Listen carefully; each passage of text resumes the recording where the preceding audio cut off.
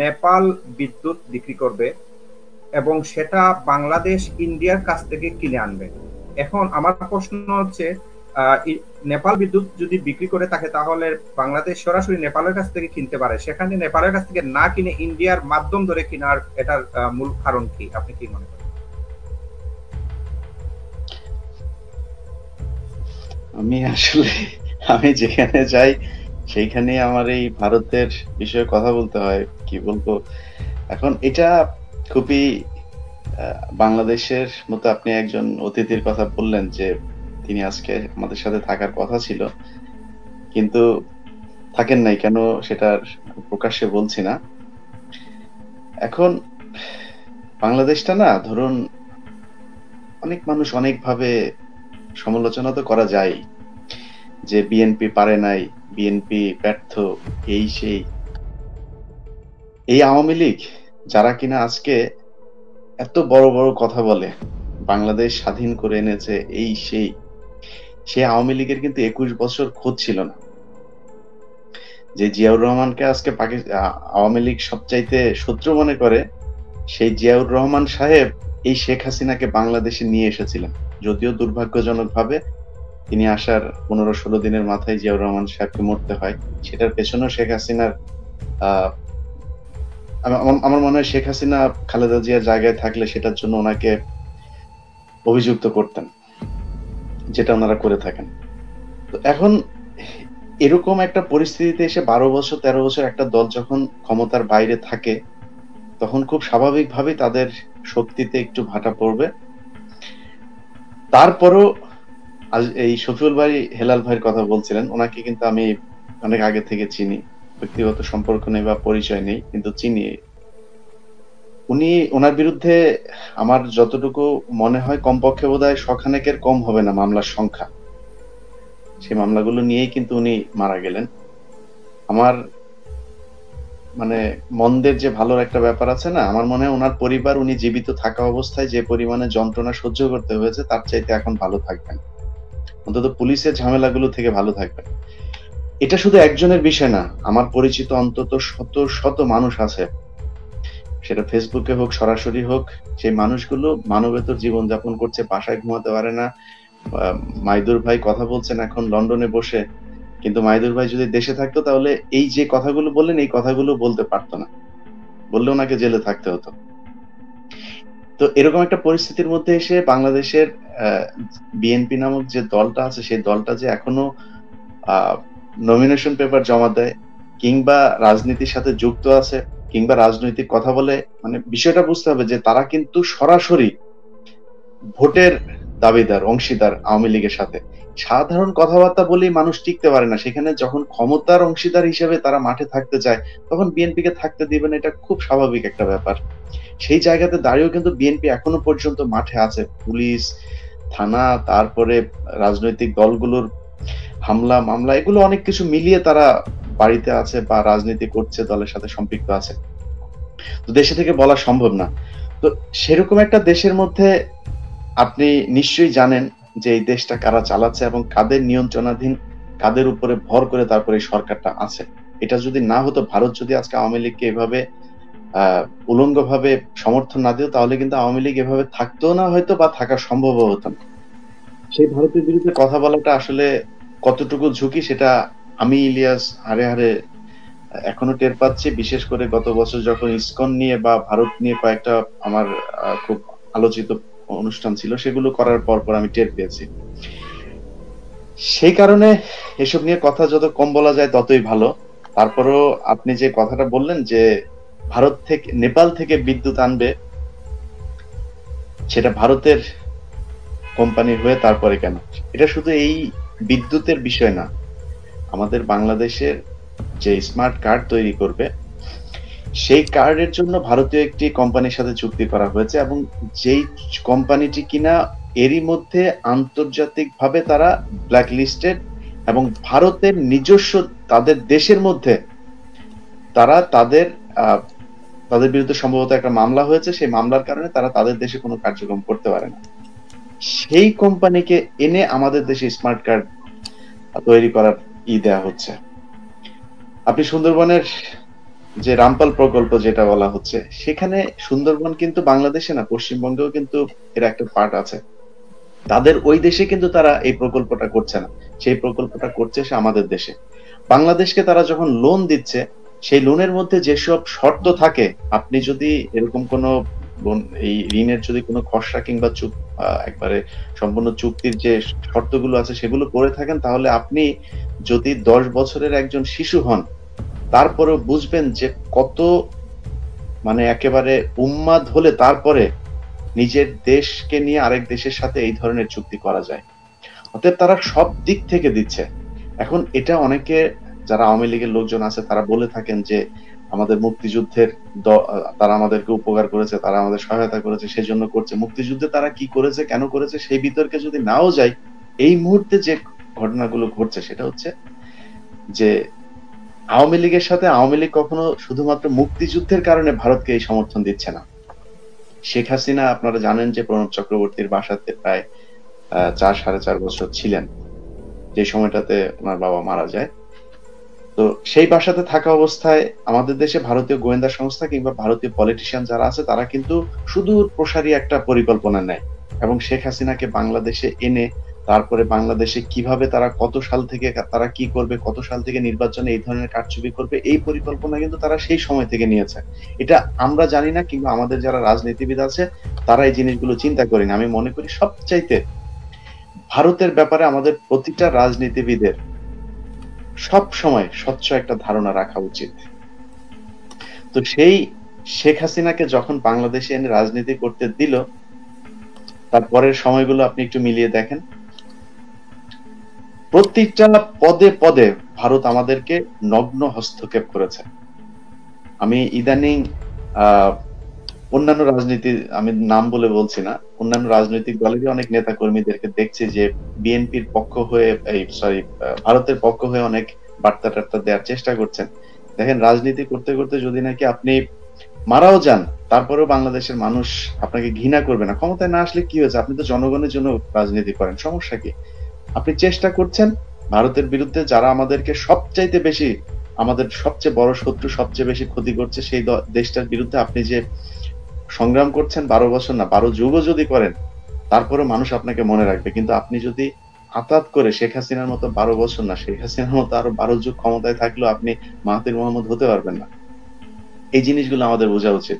তো ভারতের যে কথাটা আপনি যে প্রশ্ন করেছেন, সেই প্রশ্নে শেখ হাসিনা ধরুন যদি নাকি আজকে ক্ষমতার জন্য, হয়তো ভারতও মনে করছে শেখ হাসিনা আমার খুব কাছের মানুষ, শেখ হাসিনা আমি যা চাই তাই দিচ্ছে, এটা কিন্তু ভারতের জন্য দিচ্ছে না, শেখ হাসিনা শুধু নিজের জন্য দিচ্ছে, নিজের ক্ষমতায় থাকতে চায়।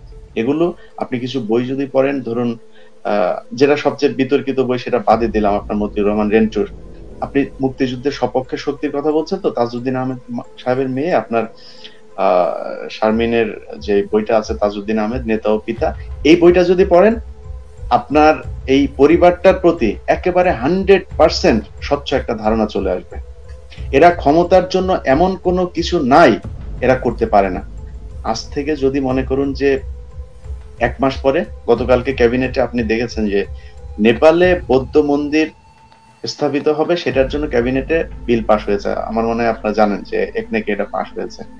এখন এগুলো সবকিছুরই কিন্তু গুরুত্ব আছে। হতে পারে সেটা দর কষাকষির জন্য শেখ হাসিনা এগুলো করছে, একবার ইমরান খানের সাথে ফোনে কথা বলছে, এদিকে ভারতের যে রাষ্ট্রদূত আছে তাকে 3 মাস ধরে শেখ হাসিনা সাক্ষাৎ দিচ্ছে না, নেপালে এই যে প্রকল্প করা, এগুলো সবকিছুই না, হতে পারে সে ওইদিকে ডাইভার্ট হচ্ছে, আবার হতে পারে ভারতের সাথে দর কষাকষি করছে যে ভারত যাতে তাকে আরো বেশি যে গত বছর আপনারা দেখেছেন যে ভারতে যখন শেখ হাসিনা গিয়েছে, তাকে একজন একেবারে শেষ ক্যাটাগরির একজন এমপিকে দিয়ে রিসিভ করানো হয়েছে। সেটা সেই জায়গাটা থেকে একটু উপরে উঠতে চায় ভারতের কাছে শেখ হাসিনা, যেহেতু একটা সুযোগ পেয়েছে। তো ওনাদের দিয়ে সবকিছু সম্ভব।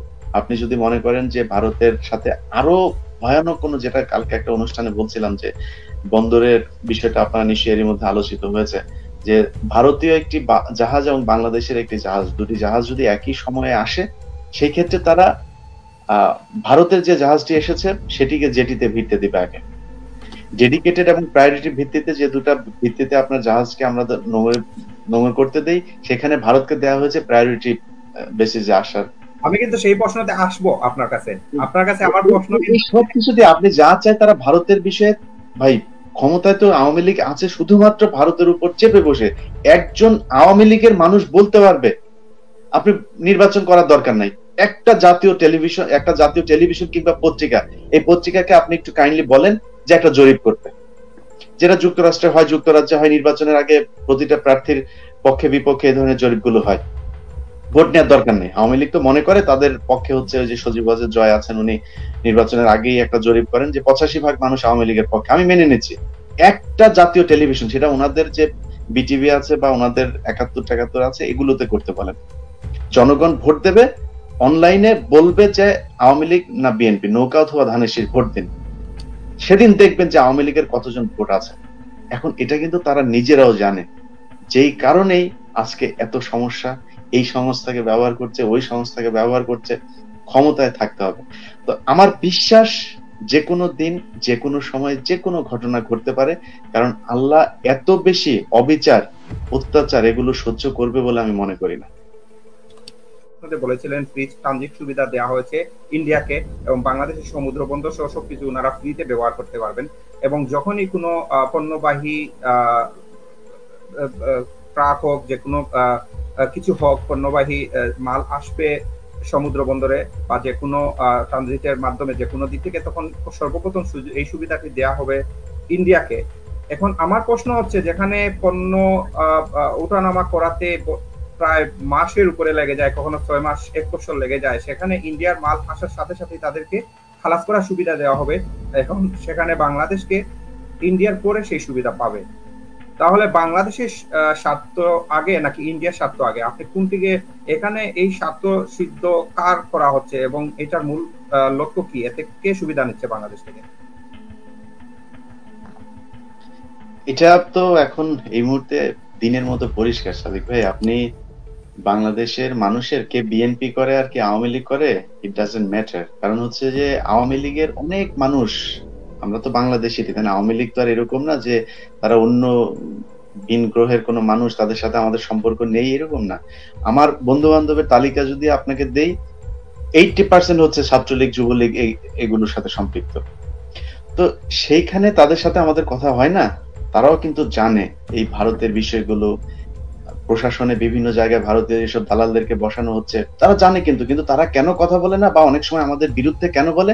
কারণ তাদের ব্যক্তিগত যে স্বার্থটা আছে, সেই স্বার্থটাকে তারা আপনার দিচ্ছে না। এখন এখানে আবার কিছু বিষয় আছে। ধরুন, আপনি যদি বাংলাদেশের ইতিহাস পড়েন, আপনাকে পড়তে হবে কার বই? ব্যারিস্টার আমিরুলের বই পড়তে হবে। তারপরে তাজউদ্দিন আহমেদের মেয়ে, যদিও উনি অনেক বড় লেখিকা না, কিন্তু ওনার বাবার যে ব্যক্তিগত বিষয়গুলো তো উনি সবচেয়ে বেশি জানেন, ওনার বইটা পড়তে হবে, তাজউদ্দিন আহমেদ নেতা ও পিতা। এই বই যদি পড়েন, তাহলে আপনার ইতিহাস সম্পর্কে কারো কাছে যাওয়ার দরকার নাই, অনেক কিছু জেনে যাবেন। তারপর হচ্ছে মহিউদ্দিন সাহেবের বই, হ্যাঁ, এরকম কয়েকজনের বই পড়তে হবে। আপনি ওবায়দুল কাদের আর হাসান মাহমুদের কাছে আওয়ামী লীগের ইতিহাস পড়লে তো সমস্যা। আর সবচেয়ে বড় সমস্যা যেটা, সেটা হচ্ছে আমাদের দেশে যারা রাজনীতি করে না, মানে ছোটখাটো নেতা টেতা এগুলো তো বাদ, বড় নেতা যারা আছে, এরাও কখনো ইতিহাস পড়ে না। আমি এখানে পাবলিকের কমেন্ট পড়ছিলাম, সেখানে অনেক মানুষ অনেক ধরনের কথাবার্তা বলছে। তার মধ্যে বেশিরভাগ মানুষ, মানে 99% মানুষই পজিটিভ কথা বলছে। দুইজন মানুষের কমেন্ট আমি নোট করেছি। সেটা একজন বলছে যে, ভাই আমাদের কি এখন চীনের দিকে যাওয়া উচিত নাকি ভারতের দিকে থাকা উচিত? তো আরেকজন বলেছেন যে আমি বিএনপির দালাল। তো দালালির প্রশ্নটাই, উত্তরটা আগে দেই।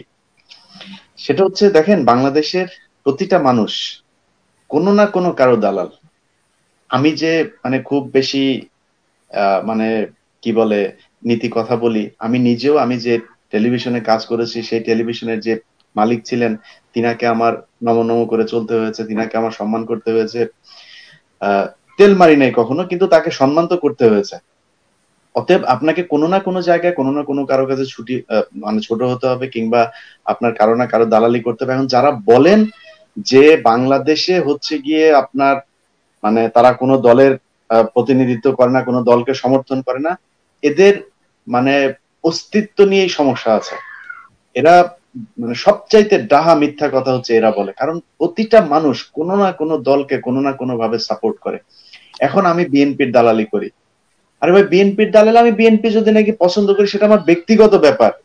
আমি 21-এ টেলিভিশনে 5 বছর চাকরি করেছি, আমার একটা নিউজ দেখান, একটা সিঙ্গেল নিউজ দেখান যেই নিউজে কিনা বিএনপির কোন নেতা যে কিনা দুর্নীতির সাথে জড়িত ছিল কিংবা খারাপ কিছু করেছে সেই বিএনপি নেতাকে আমি বাঁচিয়ে দিয়েছি।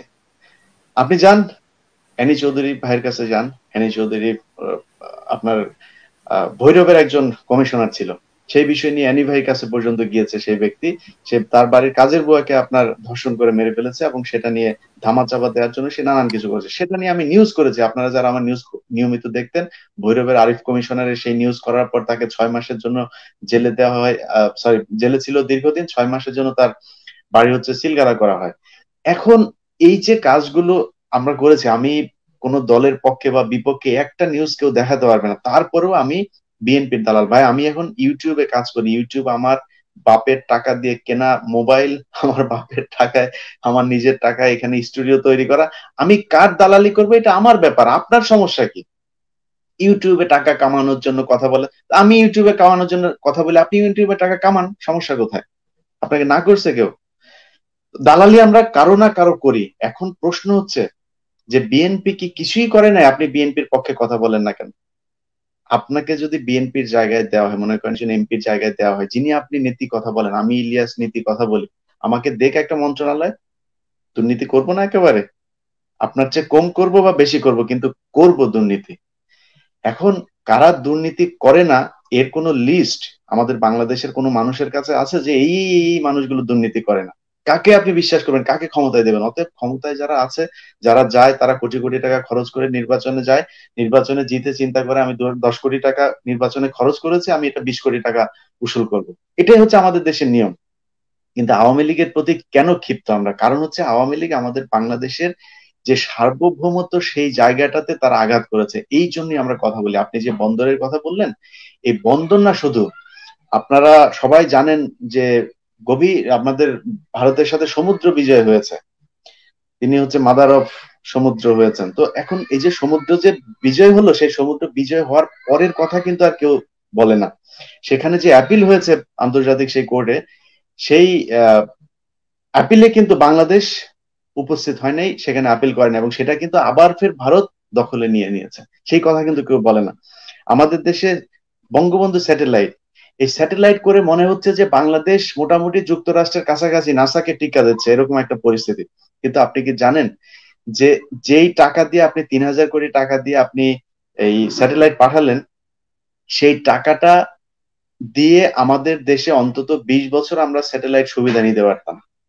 তো আমার দরকার কি যেটা দিয়ে যদি নাকি এরকম হতো যে হ্যাঁ আমাদের বুয়েট থেকে পাঠানো হচ্ছে, আমাদের ঢাকা বিশ্ববিদ্যালয়ের কোনো গবেষণা কেন্দ্র থেকে পাঠানো হচ্ছে, ঠিক আছে, সেটার মেরামতের দায়িত্ব হচ্ছে রাশিয়ার, সেটার চুক্তি হচ্ছে আমেরিকায়।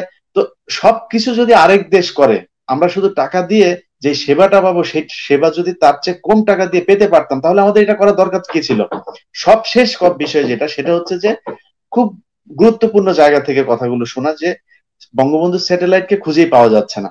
এখন এটা সত্য না মিথ্যা, এটা কিন্তু একেবারে মানে বায়োলজিক্যাল প্রুফ দেওয়ার ক্ষমতা আমার আপনার নেই। এগুলো টেলিভিশনে যারা কাজ করে, যারা আইটিতে আছেন, তাদের কাছে শুনবেন যে বঙ্গবন্ধুর সিগন্যালে যে যে টেলিভিশন গুলোর কথা বলা হচ্ছে, তারা বঙ্গবন্ধুর সিগন্যালে কাজ করে না।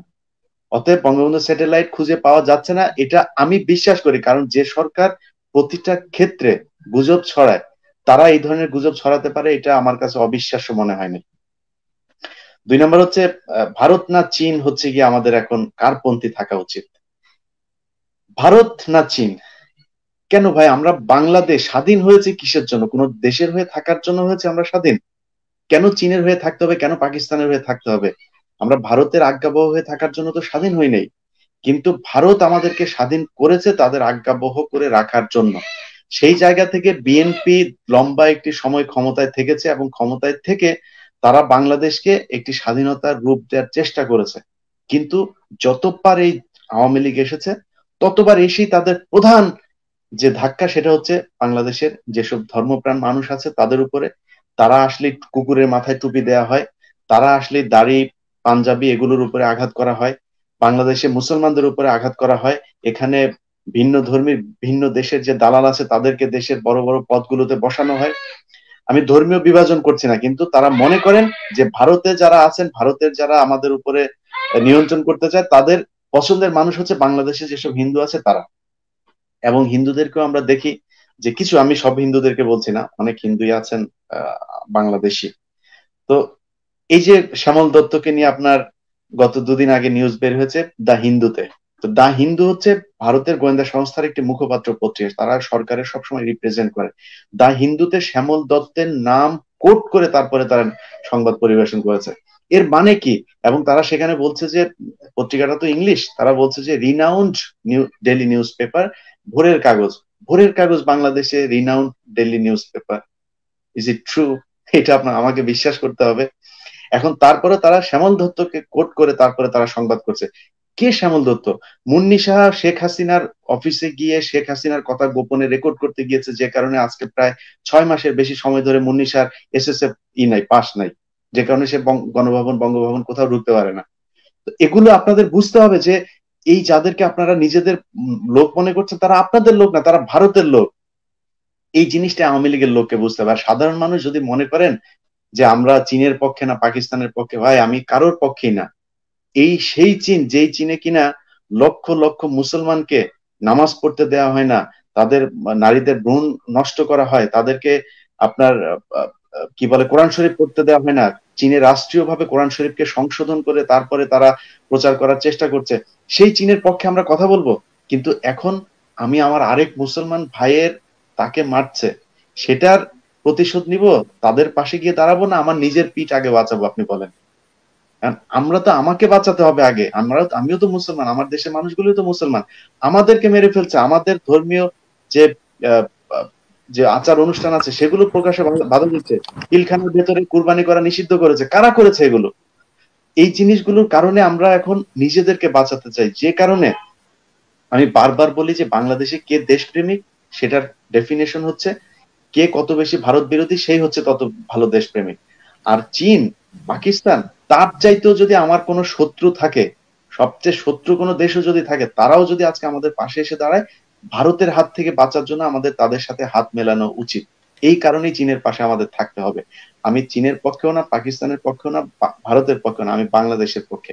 আমি মনে করি আমাদের নিজের পায়ে দাঁড়ানো দরকার। কিন্তু এই মুহূর্তে আমাদের একজন সাবেক সেনা কর্মকর্তা বলেছেন যে সেনাবাহিনীতেও নাকি ভারতের একেবারে নগ্ন একটি হস্তক্ষেপ আছে, এবং আপনার ভারতকে কাছে এই প্রশ্নতে আসবো আমি, ইলিশ ভাই, এটা আইডেন্টিফাই করে আমার এক প্রশ্ন আছে। আমরা কিন্তু অনুষ্ঠান ওইটা নিয়ে আসলে ওইটা নিয়ে খুব বেশি কথা বলা ঠিকও হবে না, বা কথা বলাও সম্ভব না। কিন্তু যে কথাটা বলতে চাই, আপনি অনুষ্ঠানের শুরুতে একটা ঘটনা বলেছেন, অতএব বুঝতে পারছেন যে দেশটা কোন দিকে যাচ্ছে। এখন এই এই যে এই কাজগুলো করা হচ্ছে, বলা হচ্ছে যে এখানেও ভারতের নগ্ন হস্তক্ষেপ আছে, সেটা থেকে আপনাকে বাঁচতে হবে। এখান থেকে বেঁচে হুট করে আপনি একা দাঁড়িয়ে যাবেন, এটা বাংলাদেশে এই মুহূর্তে সম্ভব না। কোথায় নেই বলেন? একজন মাদ্রাসার সুপার গত কিছুদিন আগে একটা কওমি মাদ্রাসার মধ্যে 12 জন শিক্ষার্থীকে ধরেছে, 12 জন শিক্ষার্থীকে ধরেছে, এবং সেই 12 জন সব হচ্ছে হিন্দু। তারা দাড়ি টুপি রেখে সেখানে তারা কওমি মাদ্রাসায় পড়াশোনা করছে, কওমি মাদ্রাসায়। এটা হচ্ছে সবচাইতে বেশি ধর্মীয় পড়াশোনা করার একটা জায়গা। আলিয়া মাদ্রাসা তো ধরুন জেনারেলাইজ করা হয়েছে, সেখানে ইংরেজি পড়ানো হয়, অনেক কিছু পড়ানো হয়। কিন্তু কওমি মাদ্রাসায় শুধুমাত্র আরবি শিক্ষা দেওয়া হয়, ধর্মীয় শিক্ষা দেওয়া হয়। সেই মাদ্রাসায় গিয়ে হিন্দুরা পড়াশোনা করছে। মোটিভ কি ছিল, উদ্দেশ্য কি ছিল? এই বিষয়গুলো নিয়ে যারা কাজ করবে তাদের কাছে যখন গিয়েছে, থানায় যখন খবর দিয়েছে, পুলিশকে যখন জানিয়েছে, পুলিশ অজ্ঞাত কারণে সেই বিষয় নিয়ে কোনো কথাই বলে নাই। অতএব এটা বুঝতে কোনো বাকি নাই যে তাদেরকে কারা সেখানে নিয়োগ করেছে, তাদের পেছনে কারা আছে। তো এমন একটা বিরাট, মানে আপনি দেখেন, আমি ব্যক্তিগতভাবে আওয়ামী লীগ নিয়ে সারাদিন কথা বলবেন, কোনো সমস্যা হবে না। যখন আপনি ইন্ডিয়ার বিরুদ্ধে কথা বলবেন, নানান ধরনের চাপ। আমি ইলিয়াস, আমি কোন জায়গায় দাঁড়িয়ে কথা বলছি সেটা আমি জানি। আমার সম্পত্তি ক্রয় করা হয়েছে, আমি আমার বাবা বাড়ি করে রেখে গিয়েছে, আমার বাবার বাড়ি। আমাকে যারা চিনেন তারা, আমি ওপেন সব সময় খুব খোলামেলা কথা বলতে পছন্দ করি। আমার বাংলাদেশের কোন ব্যাংক অ্যাকাউন্টে 1 লাখ, মানে 100 কোটি 200 কোটি 1000 কোটির হিসেব যারা দেয় ওইটাতে গেলাম না, 1 লাখ টাকা আমার বাংলাদেশের কোন ব্যাংক অ্যাকাউন্টে 2010 সালে 21 টিভিতে কাজ শুরু করেছি, সেখান থেকে আজ পর্যন্ত ধরলাম 2020 সাল, এই 10 বছরের মধ্যে একদিনের জন্য আমার ব্যাংক অ্যাকাউন্টে কোন টাকার ট্রানজেকশন হয়েছে এবং সেটার অ্যামাউন্ট হচ্ছে 1 লাখ 2 লাখ এরকম, যদি দেখাতে পারেন, জীবনে কোনোদিন আমি আপনাদের সামনে নীতি কথা বলবো না। তো আমি ব্যক্তিগতভাবে যেখানে এই জায়গাতে আছি, সেখানে আমার বাড়ি ক্রোকের নির্দেশ আদালত থেকে দিয়ে আমার বাড়িতে তালা মারতে গিয়েছে। তারপরে আওয়ামী লীগের লোকজনই ছুটে গিয়েছেন যে না, এই তো জীবনে কখনো দেখি নাই কোনো রাজনীতি দলের সাথে সম্পৃক্ত। আর এই যে বাড়ির চেহারা দেখেন, এই বাড়ি কত বছর আগের, এই বাড়ি তো সে করে নাই, তো আপনি এই বাড়ি কিভাবে দখল করতে যাচ্ছেন?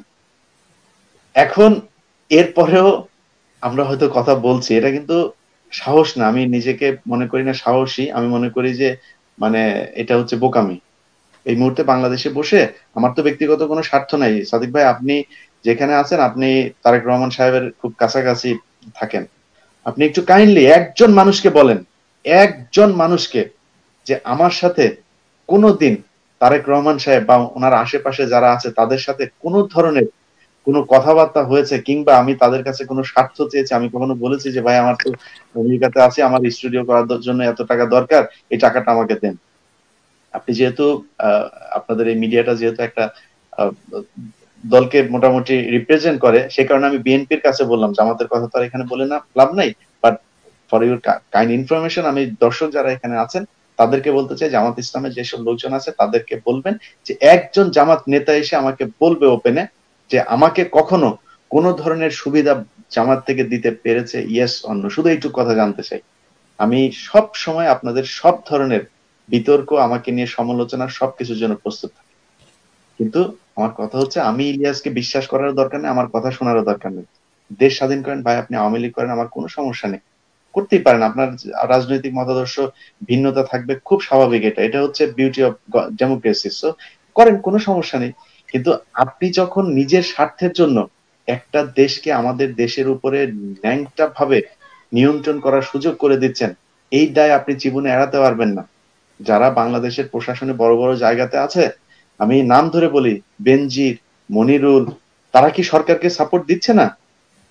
তারা সরকারকে সাপোর্ট দেয় না। এই সারোয়ার্দী যিনি আজকে কথা বলছেন, এই সারোয়ার্দী এর মতো বদমাইশ এক সেনা অফিসার তো আমি আমার জীবনে দেখিনি। এই সারোয়ার্দী যে পরিমাণে বদমাইশ, আমি একবারে মানে ভাষা খারাপ করেই বললাম, এর মতো বদমাইশ সেনা অফিসার আমি আমার জীবনে দেখিনি। সেনাবাহিনীদের সম্পর্কে আমার যে বিশ্বাস ভরসার জায়গা, সেটা হচ্ছে তারা খুব দেশপ্রেমিক হয়। এখন আপনাকে সেনা প্রধান বানায় নাই, সেই কারণে আপনি এসে আজকে কথা বলছেন। এতদিন কোথায় ছিলেন সারোয়ার্দী সাহেব? কথা বলেন নাই কেন? আমরা ইলিয়াস বেনিফিশিয়ারি না, আমরা কখনো বেনিফিট নেই নাই। আব্দুল সালাম যেদিন 21 টেলিভিশনে গ্রেপ্তার হয়েছে, তার আগদিন পর্যন্ত আমি ইলিয়াসকে দেখেন, আমার ইলিয়াসের নিউজ গুলো একটু দেখেন। আমি কোনোদিন, আমাকে অনেক মানুষ ব্যারিস্টার সুমন, ওই আপনার খন্দকার ফেরদৌস, এদের সাথে নিয়ে তুলনা করে, বা ইলিয়াস বানায় দেখেন একখান। বাংলাদেশের সাংবাদিকতায়, আমি আজকের কথা আমাকে বাদ দেন, আমি আজকে জামাতের রিপ্রেজেন্ট, আমি আজকে বিএনপির দালাল, সবকিছু আমি মেনে নিলাম, আমার সাংবাদিকতার জীবনটা একটু দেখেন। এক দুই চাপ সামাল দিয়ে তারপরে সেখানে কাজ করতে হয় নাই। হ্যাঁ, মাথার মধ্যে পিস্তল ঠেকিয়েছে, গোয়েন্দা সংস্থা নিয়ে গিয়েছে 5 জানুয়ারি নির্বাচনের দিন। শুধু একটু কল্পনা করেন যে 5 জানুয়ারি নির্বাচনের রাতে আমার কি হতে পারে, শুধু কল্পনা করেন, এটা বলা সম্ভব না। কোথায় কারা নিয়ে গিয়েছিল আমাকে সেটা আমি বলতে পারবো না, কিন্তু শুধু একটু কল্পনা করেন যে আমার কি হতে পারে 5 জানুয়ারি নির্বাচনে, সেই নিউজগুলো যারা দেখেছেন। অর্থাৎ আমরা কিন্তু দেশে যতদিন ছিলাম ভয় পাইনি। 21 টেলিভিশন যদি খোলা থাকতো, যদি আব্দুল সালাম আটক না হতো, আমি ইলিয়াস আজকে পর্যন্ত ঠিক যেমন ছিলাম তেমনই থাকতাম। তো যে কারণে সারোয়ার্দীরা আজকে যে কথাবার্তা বলছে, সেগুলি আমলে নেওয়ার কিছু না, এগুলিও সব হচ্ছে ব্যক্তি স্বার্থের ব্যাপার। জি ইলিয়াস ভাই, আপনার কাছে আমি আসলে, যেহেতু আপনি সারোয়ার্দী বিষয়টি এখানে নিয়ে এসেছেন, আপনার কাছে জানতে চাই, উনি দুই তিনটা স্পর্শকাতর বিষয় উনি উল্লেখ করেছেন। তার মধ্যে একটি হচ্ছে, উনি বলেছেন ইন্ডিয়া থেকে প্রধানমন্ত্রী শেখ হাসিনার ফোন কল ট্র্যাপ করা হয়ে থাকে। এটা আপনি কতটুকু বিশ্বাসযোগ্য বলে মনে করেন? এবং যদি এটা সত্য হয় তাহলে বাংলাদেশের নিরাপত্তা ব্যবস্থা। আপনার শেষ কথাটা না শুনি নাই। ইন্ডিয়া থেকে কি কি বলেছেন আপনি? ইন্ডিয়া থেকে ওনার ফোন কল ট্র্যাপ করা হয়ে থাকে, মানে ফোন কল ওনারা নজরদারি করে আর কি, এমনটাই বলছেন। এই এই কথাগুলো আসলে খুব মানে স্পর্শকাতর বিষয়। আমি একেবারে আহ, সরাসরি এই প্রশ্নের উত্তর দিচ্ছি না, কিন্তু আপনাকে বলে রাখি যে ভারতীয় গোয়েন্দা সংস্থা গোয়া নামে তাদের একটা ই ছিল, রাজ্য ছিল। সেই রাজ্যে আপনার একজন জেলেকে তার নৌকায় আগুন ধরিয়ে দিয়েছে, কে বা কারা, শুধুমাত্র সেটা একটা আপনার ওই পর্তুগিজদের নিয়ন্ত্রিত একটা এরিয়া, এবং ওই এরিয়াতে কিন্তু এখনো পর্যন্ত যারা ভারতে গিয়েছেন তারা জানেন যে খ্রিস্টান এবং সাদা চামড়ার মানুষ বেশি বসবাস করে। ওরা ওই যে আপনার 47-এর আগে এসেছিল, যে ব্রিটিশদের যে 200 বছরের সেই সময়ে ওরা এসেছিল। সেখানে ভারতীয় গোয়েন্দা সংস্থা ওই নৌকার মধ্যে আগুন লাগিয়ে দেয়। শুধুমাত্র এই ঘটনাকে কেন্দ্র করে ভারত গোয়া দখল করে। আপনার হায়দ্রাবাদে তখন নিজাম ছিলেন, যিনি নিজাম বলতে আমাদের যেমন রাজা প্রধানমন্ত্রী বলা হয়, ওনাদের ওইটাকে বলা হতো নিজাম। তো ওই নিজাম যিনি ছিলেন তিনি মুসলমান। ভারতের 300 সম্ভবত 92টা অঙ্গরাজ্য ছিল, যে অঙ্গরাজ্যগুলোকে আপনার ব্রিটিশরা সুযোগ দিয়েছিল যে তোমরা যে যে রাজ্যগুলো, ছোট ছোট রাজ্য ছিল এগুলোকে বলা হতো হচ্ছে করদ রাজ্য, অর্থাৎ তারা ব্রিটিশদেরকে কর দিত, কিন্তু ব্রিটিশদের অধীনে আপনার আহ মানে শাসন তাদের নিয়ন্ত্রণে ছিল না, তাদের আলাদা রাজা ছিল, তারা ওইভাবেই করতো, কিন্তু ব্রিটিশদেরকে তারা কর দিত। এখন সেই রাজ্যগুলো কি হবে 47-এ যখন দেশ হচ্ছে, ভারত পাকিস্তান ভাগাভাগি হচ্ছে, সেই সময় কি হবে? তখন ব্রিটিশরা ওই রাজ্যগুলোকে বলল যে তোমরা যদি চাও ভারতের সাথে যুক্ত হতে পারো, তোমরা যদি চাও পাকিস্তানের সাথে যুক্ত হতে পারো, অথবা তোমরা চাইলে আলাদা থাকতে পারো। এই রাজ্যগুলোর মধ্যে যে কটা রাজ্য আপনার আলাদা ছিল তার মধ্যে হায়দ্রাবাদ, জুনাগড়, গোয়া, সিকিম, আরো আরো কয়েকটা রাজ্য, আমি এই মুহূর্তে মনে পড়ছে না সবগুলো রাজ্যের নাম। এই হায়দ্রাবাদ দখল করে কিভাবে দেখেন, তাদের এখানে গিয়ে গোয়েন্দা সংস্থার লোকজন কদিন পর পরই হিন্দুদেরকে মারা শুরু করেছে, এবং নিজাম চিন্তা করলো কি কারণে মরছে হিন্দুরা। তারা একটা তদন্ত কমিটি করলো, কমিটি করার পর সেখানে দেখা গেল ভারতের গোয়েন্দা সংস্থা এগুলো করছে, এবং সেটার সাথে সেই নিজামের যে মন্ত্রী পরিষদ ছিল, সেই মন্ত্রী পরিষদের মধ্যেই কেউ কেউ জড়িত, এবং তাদেরকে ফাঁসি দেওয়া হলো। 10 জন বা 11 জনকে ফাঁসি দেওয়া হয়েছিল। এটাকে ভারত বলল সেখানে হিন্দুদের গণহত্যা করা হচ্ছে। এখন হায়দ্রাবাদের কিন্তু আপনার চারিদিকে হচ্ছে ভারত, সেটা দখল করতে তাদের 8 দিন সময় লেগেছে। 8 দিন নিজাম হচ্ছে আপনার যুদ্ধ করেছে তাদের সাথে, 8 দিন পরে আর পারে নাই। এবং এই হায়দ্রাবাদ কিন্তু আপনি শুনলে আশ্চর্য হবেন যে মূল ভারতে আপনার যে এই বিমান চলাচল, এর আগে কিন্তু হায়দ্রাবাদে বিমান চলাচল শুরু হয়েছে, এবং ওই সময়ের পৃথিবীর মধ্যে সবচেয়ে ধনী রাষ্ট্রগুলোর মধ্যে একটা ছিল হচ্ছে এই হায়দ্রাবাদ। আপনি নিশ্চয়ই এই ইতিহাসগুলো জানেন। তো দর্শকদের জন্য তারপরে বলে রাখি যে সে হায়দ্রাবাদকে দখল করতে 8 দিন সময় লেগেছে। আর সিকিম খুবই সাম্প্রতিক দখল করেছে ভারত, এবং সেটার খবর যদি নাকি আপনারা সেই ইতিহাস যদি জানেন, সেটার সাথে বাংলাদেশের বর্তমান প্রেক্ষাপট যদি মিলিয়ে দেখেন, একেবারে A to Z মিলে যাবে। কিন্তু তারপরেও আমি বিশ্বাস করি, যেহেতু এই মুহূর্তে আমরা আগে থেকে কিছু মানুষ ভারতের বিরুদ্ধে আমাদেরকে যেভাবে সোচ্চার করেছে, সেখানে আমাদের মাহমুদুর রহমান স্যার আছেন, আমাদের বিএনপির নেতারাও আছেন, অনেক রাজনৈতিক দলের নেতা আছে, বাম নেতারা আছেন, তারা ভারতের বিরুদ্ধে যেভাবে সোচ্চার হয়েছেন, সে কারণে হয়তো সেটা সম্ভব এই মুহূর্তে হবে না। আর পৃথিবীতে এখন আসলে মানচিত্র দখল করে কোনো দেশ দখল হয় না, এটা গত 50 বছরের মধ্যে এটা হয় নাই। সেই কারণে আমি মনে করি তারা প্রশাসনিক ভাবে আমাদেরকে দখল করবে। এখন যেসব মানুষগুলো আমাদের কি করেন, এই মিয়া ইলিয়াস আপনি তো বলেন ভারত আমাদের দখল করে নেবে, কই নিয়েছে, এই সেই। এখন ভাই তার মানে আপনারা কি মনে করেন যে আপনাকে ঘর থেকে এসে দখল করে নেবে, আপনি আমার দখলে আছেন, এগুলো বলতে হবে? আর কি চান বলেন? সিলেটের আম্বরশাহ মসজিদের মধ্যে একজন ইমামকে খুন করা হলো শুধুমাত্র সে মসজিদের যে আলোচনা, সে আলোচনার মধ্যে ইসকনের বিরুদ্ধে কথা বললো। ওই দিন রাতে তার লাশ ঝুলছে মসজিদের ভেতরে, বিচার হয়েছে, এখন পর্যন্ত হয় নাই। আর কি চান আপনি? বাংলা একাডেমিতে ইসলামিক কোন আপনার প্রকাশনী সেখানে স্টল দিতে পারে না। আর কি চান আপনি? আজকে কুরবানি নিয়ে কত ধরনের ষড়যন্ত্র হচ্ছে দেখুন, সরাসরি কুরবানির বিরুদ্ধে কথা বলছে। কুরবানির হাটগুলো কারা করতে দেয়নি? ঢাকা সিটি কর্পোরেশনের আপনার প্রধান প্রশাসনিক যে কর্মকর্তা আছে তিনি একজন দাদা, সে দাদা করতে দেয় নাই। আপনি সব করছেন। বাংলাদেশের চিত্র যদি আপনি এখন শুধুমাত্র একজনকে বলবেন যে সে গুলিস্তান কিংবা কোনো একটা জায়গার মধ্যে গিয়ে ক্যামেরা ধরবে, আপনি একটু চিত্রটা দেখবেন, সেখানে করোনার কোনো অস্তিত্ব আছে কিনা এটা আপনার বুঝতে অনেকক্ষণ সময় লাগবে। সেই দেশে কুরবানির হাট হলে সমস্যাটা কি হতো? সব হচ্ছে, কুরবানির হাট কেন হচ্ছে না? সব হচ্ছে, মাদ্রাসা কেন বন্ধ, মসজিদ কেন বন্ধ? এগুলির জবাব আপনাকে খুঁজতে হবে। এই জবাবগুলি যদি আপনি জানেন না, তাহলে শেখ হাসিনার ফোন ট্র্যাক করা হয় কিনা এটার জবাব খুঁজতে আপনার খুব বেশি কষ্ট হবে না। শেখ হাসিনাকে ভারত মানে এই ধরনের নিয়ন্ত্রণ করবে না, এটা আপনি কল্পনা করলেন কিভাবে? কিভাবে আপনি কল্পনা করলেন? আমি খুব আশ্চর্য হচ্ছি এই মুহূর্তে যে পাকিস্তানের প্রধানমন্ত্রী কি আসলেই আপনার করছে কিনা, কি বলে বাংলাদেশের সাথে কোনো ধরনের লেয়াজু করছে কিনা, এবং বাংলাদেশের প্রধানমন্ত্রীর অবস্থানটা আসলে কি, এই জিনিসগুলো বুঝতে কিছুদিন মানে সময় লাগবে, কিন্তু আমার মনে হয় কিছু একটা ঘটছে। আদারওয়াইজ আপনার এই মুহূর্তে পাকিস্তানের প্রধানমন্ত্রী কখনো বাংলাদেশের প্রধানমন্ত্রীর সাথে কথা বলার সুযোগই পাবে না, যেই পরিস্থিতি চলছে, যে ধরনের আলোচনা সমালোচনা চলছে। অন্যদিকে ভারতের রাষ্ট্রদূত সেখানে দেখা করার সুযোগ পাচ্ছে না।